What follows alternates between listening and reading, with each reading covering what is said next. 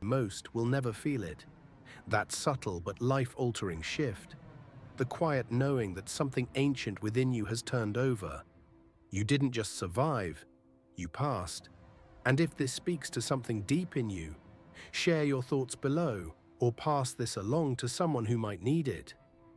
You see, there are thresholds on this path that can't be explained. They aren't marked with applause or celebration. They're invisible to the crowd, but unmistakable to the soul.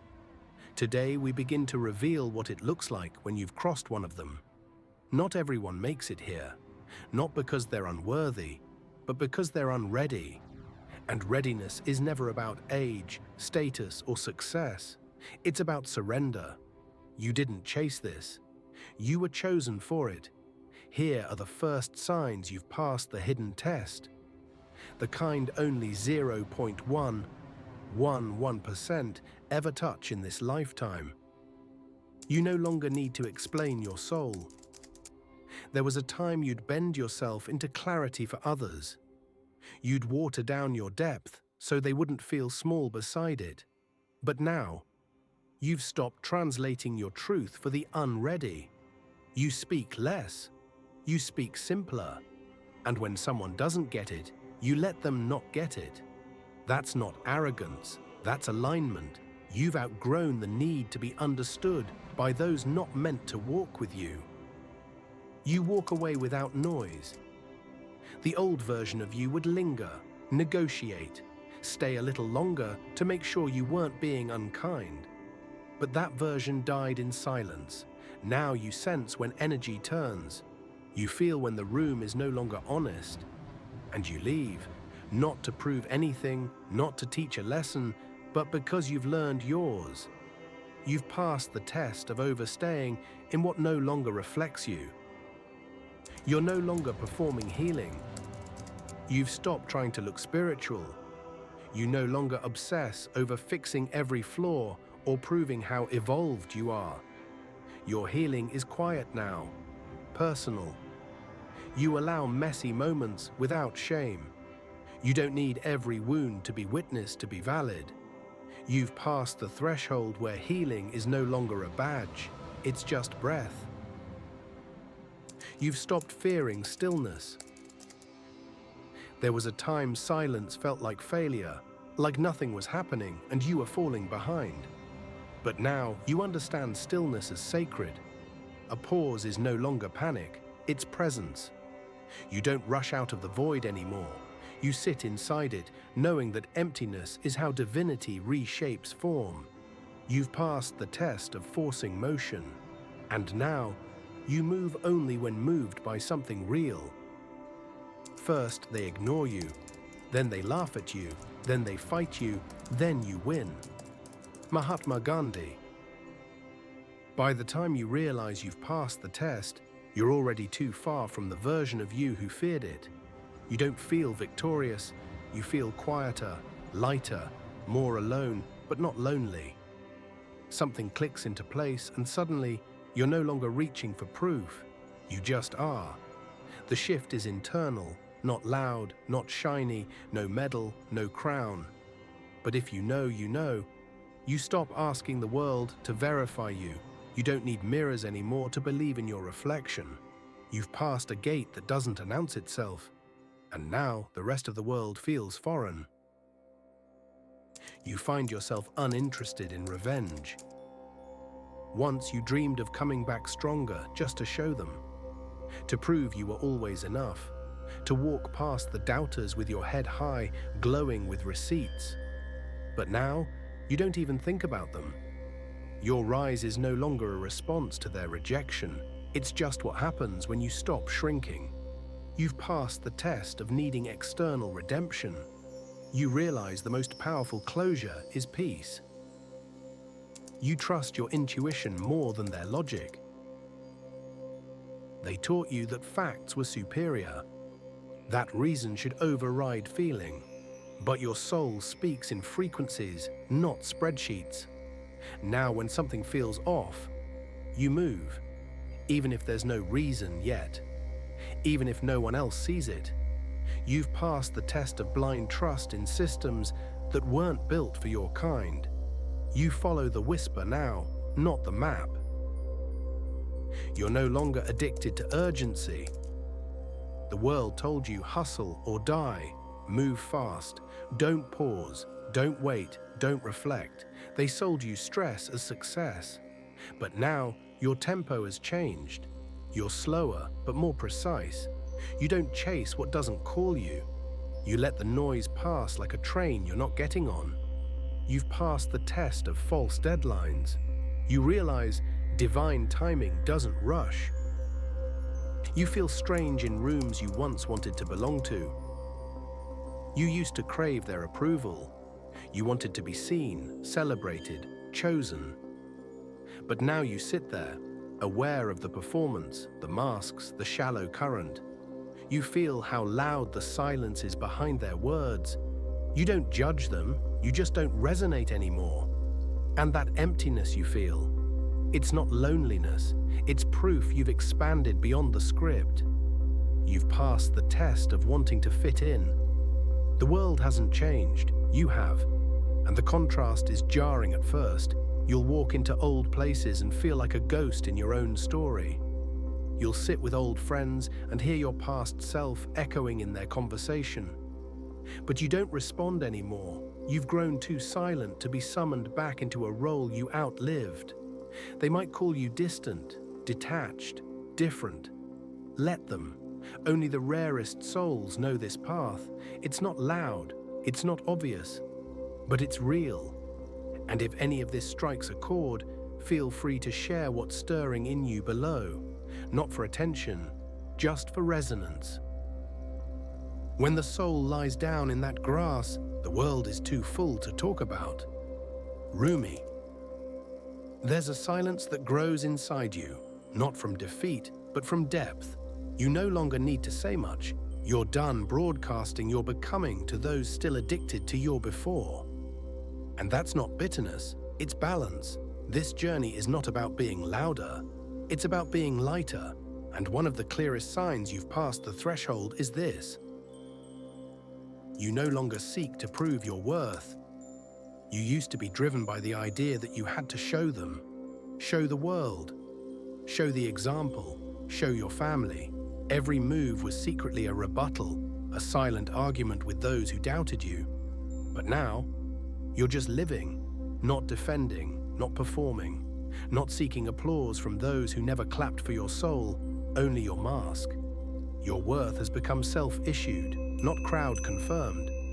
You can walk into a room and feel whole even if nobody notices. You can share your art without chasing likes. You don't need a gold star to know your light is enough. That's evolution, when you don't need proof to believe in yourself, when you don't decorate your value with validations, when silence is your self-trust speaking. You are calm around chaos. You used to be reactive, sharp, defensive, easily thrown off. Now, even when the ground shakes, you breathe. You sense the storm and anchor deeper. People think you're cold or disconnected. But that's not it. You've just stopped letting every wave pull you under. You've become ocean, not raft. When chaos comes now, you observe. You don't sprint to solve everything. You trust the collapse. You know that sometimes the most sacred move is no move at all. You know when to speak and when to leave things alone. You no longer chase peace. You are peace. And chaos avoids what it cannot control. This kind of inner stillness. It's not an accident, it's a reward. It comes after being burned enough times to realize you don't fight fire with more flame. You cool it with clarity. You let people go, even when it hurts. You no longer bargain for crumbs. You no longer perform emotional CPR on connections that flatlined long ago. You feel the sadness, yes, but you don't beg. You release with reverence, because you've realized keeping someone who costs your peace is too expensive. You've outgrown the story where you always had to explain yourself. You've stopped chasing closure from the very ones who never gave you care. You don't resent them. You remember them with truth. but you don't keep building bridges back to places you were meant to outgrow. Sometimes the highest form of love is letting go without fanfare. No final words, no forced reconciliation. Just the grace to step back and say, I still love you, but I love myself more now. You prioritize alignment over attachment. This might be the most radical shift, because attachment is what most people build their lives around. Jobs, roles, people, titles, belonging, you used to cling to. Cling to plans, cling to timelines, cling to how it should have gone. But now, you let things come if they align, and you let things go when they don't. You're not operating from fear of loss anymore. You're living from trust in fit. What's for you will echo. It won't need chasing, and what's not, you'll feel it immediately, in the weight, in the energy, in the silence that follows forced conversations. You're no longer loyal to your wounds, you're loyal to your well-being. Even if it means walking alone for a while, even if it means turning down opportunities that look good but feel wrong, even if it means being misunderstood by those still chasing attachment in the name of love. You'd rather be free than flattered. You'd rather be at peace than constantly negotiating yourself. This is when it really starts to settle. You are no longer in the realm of seeking approval. You are reclaiming your original frequency, the one that never needed noise to be felt, the one that was silenced by survival, but never extinguished, and now it's rising again. You're more grounded in your decisions. You're more selective with your time. You don't explain as much. You just move differently. That's how people know something changed. Not because you posted about it, not because you bragged about a glow-up, but because the energy you carry now doesn't need defending. You've remembered something ancient, and you're not looking back. Out beyond ideas of wrongdoing and right-doing, there is a field. I'll meet you there. Rumi. This final sign, the ultimate marker that you are truly among the chosen, reveals itself not as a loud proclamation, but a quiet awakening inside. You have transformed your wounds into wisdom. This is not just survival, it is transcendence. It's more than healing scars. It's allowing your suffering to rewrite your soul's blueprint. Each tear, each heartbreak, every betrayal, once sharp edges of pain, have softened into the fertile ground where your spirit takes root and grows. You no longer hide from your story, nor do you wear it as a burden. Your past is no longer a cage. It is the canvas where your strength was painted, stroke by imperfect stroke. This transformation demands vulnerability, the kind that shakes your foundations. It requires looking into your darkest nights, the parts you wish to forget or deny, and sitting with them until fear loses its power. You've done this, and now your wounds are no longer wounds.